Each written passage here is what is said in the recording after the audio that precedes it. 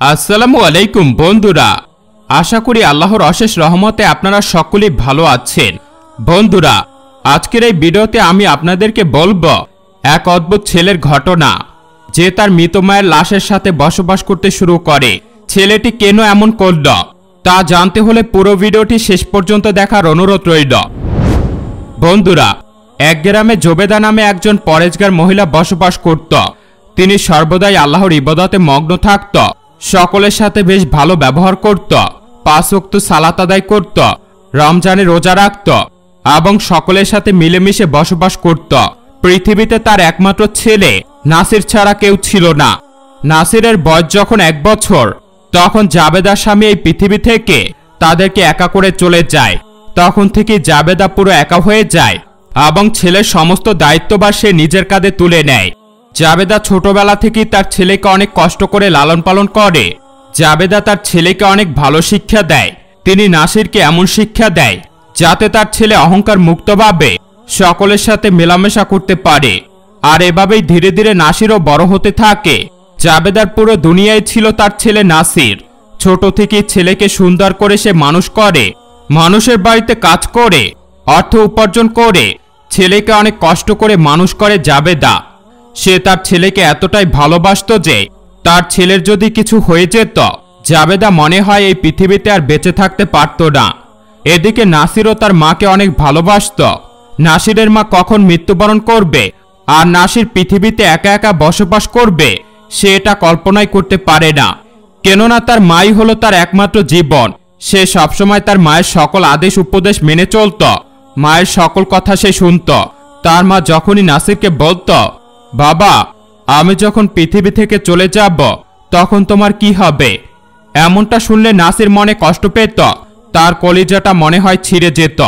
কেননা মাকে ছাড়া নাসির একদিনও থাকবে, এটা তার জন্য অনেকটাই কষ্টদায়ক, মৃত্যু যন্ত্রণার থেকেও কঠিন।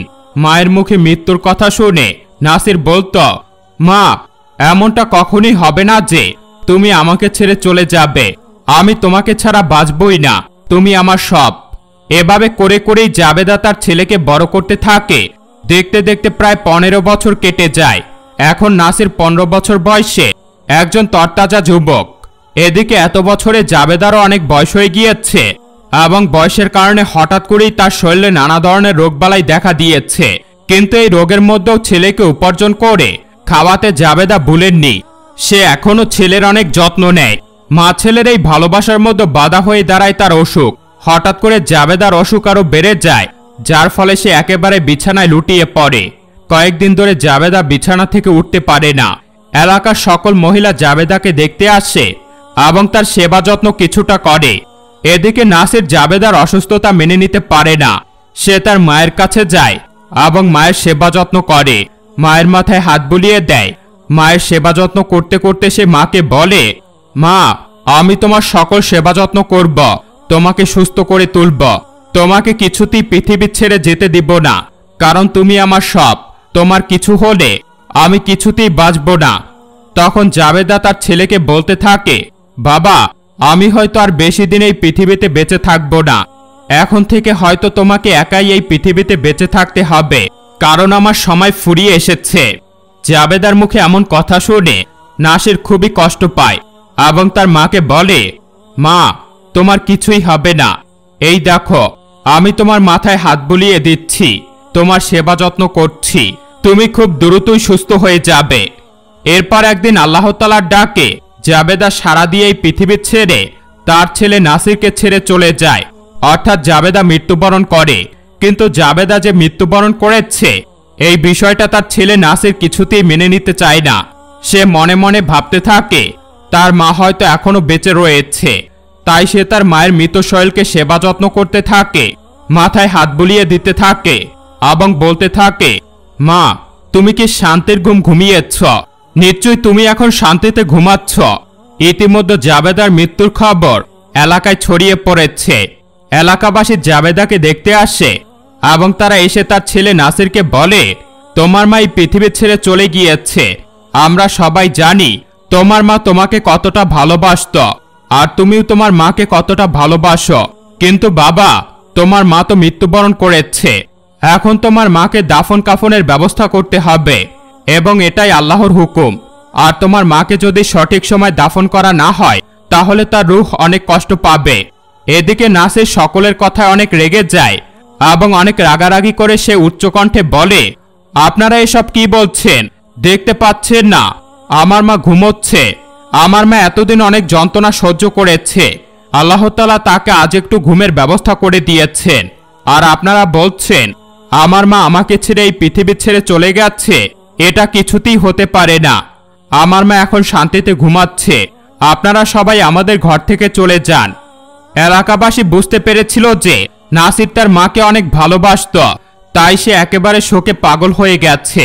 কিন্তু জাবেদার দেহ তো দাফন করার প্রয়োজন ছিল, কেননা সঠিক সময় যদি গোসল দাফন কাফনের সম্পূর্ণ করে তাকে কবরস্থ করা না হয় তাহলে তার রূহ অনেক কষ্ট পাবে। তাই সকলে জোর করে জাবেদার লাশটিকে নাসিরের কাছ থেকে কেড়ে নিতে চায়, কিন্তু নাসির কিছুতেই তার মায়ের লাশকে কবরস্থ করতে দেয় না। তখন সেই এলাকার একজন বৃদ্ধ লোক নাসিরের উদ্দেশ্যে বলে, তুমি কি চাও তোমার মাকে কষ্ট দিতে? এখন যদি তোমার মায়ের লাশ আমরা দাফন না করি তাহলে তার রূহ অনেক কষ্ট পাবে। আর তুমি কি ছেলে হয়ে তাকে কষ্ট দিতে চাও? তুমি যদি চাও আমাদের সাথে এসে তোমার মাকে জানাজা দিয়ে কবরস্থ করো, আর না চাইলে তুমি এখানে থাকো, আমাদেরকে আমাদের কাজ করতে দাও। এই বলে এলাকাবাসী জাবেদার লাশটি তার ছেলের কাছ থেকে কেড়ে নেয় এবং জাবেদার লাশের গোসল সম্পূর্ণ করা হয়। এরপর জানাজা দিয়ে জাবেদার লাশকে কবরস্থ করা হয়। কিন্তু নাসির এই বিষয়টি কিছুতেই মেনে নিতে পারে না। সে মেনে নিতে পারে না যে তার মাকে ছাড়া সে একদিন পৃথিবীতে বসবাস করবে। সে মনে মনে চিন্তা করতে থাকে, সকলে আমার মাকে আমার কাছ থেকে কেড়ে নিয়েছে, কেড়ে নিয়ে কবর দিয়ে দিয়েছে, কিন্তু আমি তো আমার মাকে ছাড়া থাকতে পারবো না। তাই আমি আমার মায়ের লাশটিকে কবর থেকে উঠিয়ে আনব এবং আমার মায়ের সাথে আমি এই ঘরেই বসবাস করব। জাবেদার মৃত্যুর পর তাকে দিনের বেলায় কবর দেওয়া হয়, আর রাতের বেলা তার ছেলে কবরস্থানে যায় এবং সেখানে গিয়ে জাবেদার কবর খুঁড়ে তার লাশটিকে পুরো কাফনের কাপড় সহ তার ঘরের মধ্যে নিয়ে আসে। নাসির যখন তার মায়ের লাশ ঘরের মধ্যে লুকিয়ে রাখে তখন সে পুরো ঘরের দরজা এবং জানালা বন্ধ করে রাখে, যাতে বাইরে থেকে কেউ বুঝতে না পারে সে তার মায়ের লাশটি কবর থেকে এনে ঘরের মধ্যে রেখেছে। এভাবে নাসির তার মায়ের মৃত লাশের সাথেই বসবাস করা শুরু করে। আগের মতোই সে তার মায়ের সাথে কথা বলে, তার মায়ের মাথা মালিশ করে দেয়, তার মায়ের সেবা যত্ন করে, তার মাকে গোসল করিয়ে দেয় এবং উম্মত হয়ে যায় সে। নাসির তার মায়ের মৃত লাশটিকে বলতে থাকে, মা তুমি চিন্তা করো না, আমি জানি তুমি ঘুমিয়ে আছো, আমি এখন থেকে তোমার সকল সেবা যত্ন করব, তোমাকে গোসল করিয়ে দিব, নিজের হাতে পোশাক পরিয়ে দিব, তোমার মাথার চুল আশ্রয় দিব, তোমার সেবা যত্ন করব, তোমার মাথা ব্যথা করলে মাথা মালিশ করে দিব, আমি তোমার সব সেবা যত্ন করব, তোমাকে ছাড়া আমি থাকতে পারবো না। এভাবে করে ধীরে ধীরে নাসির একটি মৃত লাশের সাথে থাকা শুরু করে। এদিকে অনেকদিন ধরে নাসিরের দেখা না পেয়ে গ্রামবাসীরা একটু সন্দেহ করতে থাকে। হঠাৎ করে নাসির ঘরের মধ্যে দরজা জানলা বন্ধ করে কি করছে? প্রথম সবাই চিন্তা করে যে হয়তো মায়ের মৃত্যুতে শোকের কারণে সে কারোর সাথে মিশতে চায় না, কথা বলতে চায় না, তাই ঘরের সমস্ত দরজা জানলা বন্ধ করে ঘরের মধ্যে থাকে। কিন্তু বেশ কিছুদিন যাওয়ার পর তারা জানতে পারে যে নাসির তার মায়ের কবর খুঁড়ে জাবেদার লাশকে তুলে এনেছে এবং সেই লাশের সাথে ঘরের মধ্যে বসবাস করছে। এ কথা শোনার পর সকলেই নাসিরের ঘরে চলে আসে এবং গ্রামবাসীরা সকলেই নাসিরকে বলে ঘর থেকে বেরিয়ে আসতে, কিন্তু সে ঘরের দরজা জানালা সমস্ত আসবাবপত্র দিয়ে এমন করে আটকে রেখেছে যে সেই দরজা জানালা খোলা অনেক কঠিন হয়ে পড়ে। গ্রামের অনেক শক্তিশালী যুবকরা চেষ্টা করে নাসিরের ঘরের দরজাটি ভেঙে ঘরের মধ্যে প্রবেশ করতে, কিন্তু সে একের পর এক আসবাবপত্র দিয়ে দরজাটি এমন শক্তভাবে আটকে রেখেছে যে কেউ সেই দরজা খুলতে পারছিল না। চারদিক থেকে যখন সকলে দরজা ভেঙে ঘরের মধ্যে ঢোকার চেষ্টা করছিল তখন জানালা দিয়ে নাসির তার মায়ের লাশটিকে নিয়ে দৌড়ে পালানোর চেষ্টা করে, আর নাসিরকে লাশ নিয়ে পালানো অবস্থায় গ্রামবাসীরা দেখে ফেলে এবং তারাও নাসিরের পেছনে পেছনে দৌড়াতে থাকে। এভাবে দৌড়াতে দৌড়াতে একটা সময় নাসির তার মায়ের লাশটিকে নিয়ে একটি মাঠের মধ্যে অবস্থান করে। তখন গ্রামবাসীরা চারদিক থেকে নাসিরকে ঘিরে ধরে ফেলে এবং তার মায়ের লাশকে উদ্ধার করে। তখন গ্রামবাসীরা নাসিরের উদ্দেশ্যে বলতে থাকে, তুমি তো এই পৃথিবীতে থেকেই তোমার মাকে জাহান্নামে পাঠানোর ব্যবস্থা শুরু করেছ। তুমি যে অন্যায় কাজ করেছ, তুমি কি ভেবেছ এই অন্যায় কাজের জন্য আল্লাহ তোমাকে শাস্তি দেবেন না? তখন নাসির সকলের উদ্দেশ্যে বলতে থাকে, আমি আপনাদের কি ক্ষতি করেছি? আপনারা কেন আমার মাকে আমার কাছ থেকে কেড়ে নিতে চাইছেন? ছোট থেকে আমি আমার মায়ের সাথেই থেকেছি, আমি আমার বাবাকে দেখিনি। পৃথিবী বলতে আমার কাছে আমার মাই আছে। আপনারা কেন আমার কাছ থেকে আমার মাকে কেড়ে নিতে চাইছেন? আমি তো আপনাদের কোনো ক্ষতি করিনি, তাহলে কেন আমার মাকে মৃত সাজিয়ে তাকে কবর দিয়েছেন? তাকে পুরো পৃথিবী থেকে বিদায় করে দিয়েছেন কেন? তখন গ্রামবাসীদের মধ্যে একজন বৃদ্ধ লোক নাসিরের উদ্দেশ্যে বলতে থাকে, তোমার মা তো সত্যি সত্যি এই পৃথিবী ত্যাগ করে চলে গেছে, আর তাই আমরা তাকে কবর দিয়েছি। এখন তুমি যদি তোমার মায়ের লাশকে নিয়ে এরকম করো, তাহলে আল্লাহ তাআলা তোমার মায়ের রুহকে অনেক কষ্ট দিবে, এবং তোমার মায়ের রুহ এখন পর্যন্ত কষ্ট পাচ্ছে। তাই তোমার মায়ের লাশকে আমাদেরকে দিয়ে দাও। বৃদ্ধ লোকটি যখন নাসিরের কাছ থেকে লাশটিকে কেড়ে নিতে চায়, তখন নাসির তার হাতে থাকা লাঠি দিয়ে বৃদ্ধ লোকটির মাথায় একটি আঘাত করে, এবং বৃদ্ধ লোকটিও নাসিরকে মারতে যায়। তাদের দুজনের মধ্যে দ্বন্দ্ব লেগে যায়। তারা দুজনেই যখন একে অন্যকে মারছে, তখন হঠাৎ করে গায়েব থেকে একটি অদ্ভুত আওয়াজ আসে, আর সাদা পোশাক পরিহিত একজন নেমে এসে নাসিরের সামনে দাঁড়ায়। সাদা পরিহিত মহিলাটি নাসিরের উদ্দেশ্যে বলতে থাকে, বাবা নাসির, তুমি এরকম করছো কেন? তুমি কেন সকলের বিরুদ্ধে যাচ্ছ? আমি তো এই পৃথিবী থেকে সত্যি সত্যি চলে গেছি। এখন থেকে তোমাকে একাই বাঁচতে হবে, আর তুমি যদি একা বাঁচতে না পারো, তাহলে তোমাকে এভাবেই মার খেতে হবে। তোমার ভালোবাসার কারণে আমি আবারও তোমার কাছে ফিরে এসেছি, কিন্তু সত্যি সত্যি এবার আমার অনেক কষ্ট হচ্ছে। তোমার এই অদ্ভুত আচরণের কারণে আল্লাহ তাআলা আমাকে অনেক শাস্তি দিচ্ছেন। নাসির তার মাকে উদ্দেশ্য করে বলল, মা, আমি তোমাকে কিছুতেই যন্ত্রণা পেতে দিব না। আমি কি করলে তোমার কষ্ট কমবে? তখন গায়েব থেকে আবারও আওয়াজ আসে, নাসির, তুমি আমার লাশকে তাদেরকে কবরে দাফন করতে দাও। আর তুমি যদি চাও যে মা তোমাকে ছেড়ে দূরে অনেক সুখে থাকি, শান্তিতে থাকি, কষ্টমুক্ত থাকি, তাহলে তোমাকে কয়েকটি কাজ করতে হবে। তুমি কি পারবে?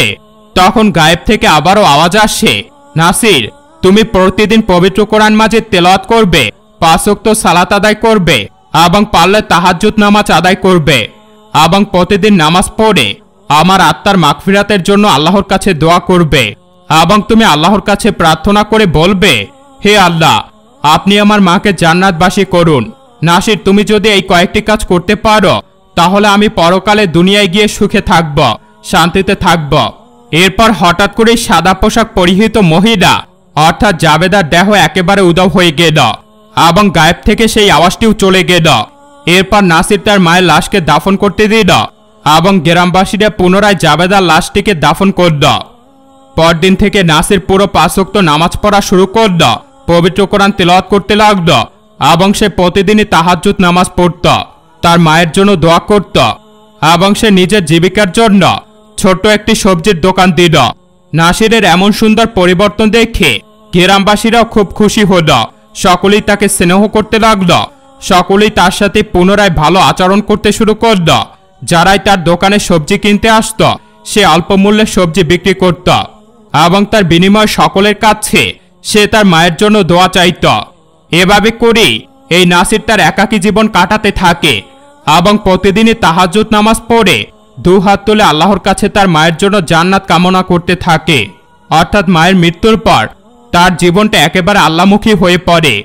প্রিয় বন্ধুরা, আজকের এই ভিডিওটি আপনাদের কাছে কেমন লেগেছে তা অবশ্যই কমেন্ট করে জানাবেন। ভিডিওটি ভালো লাগলে একটি লাইক করে দেবেন, আর আমাদের চ্যানেলটিতে আপনি নতুন হলে সাবস্ক্রাইব করে বেল আইকনটি ক্লিক করে রাখুন। দেখা হবে পরবর্তী ভিডিওতে। সে পর্যন্ত ভালো থাকবেন, সুস্থ থাকবেন। আল্লাহ হাফেজ।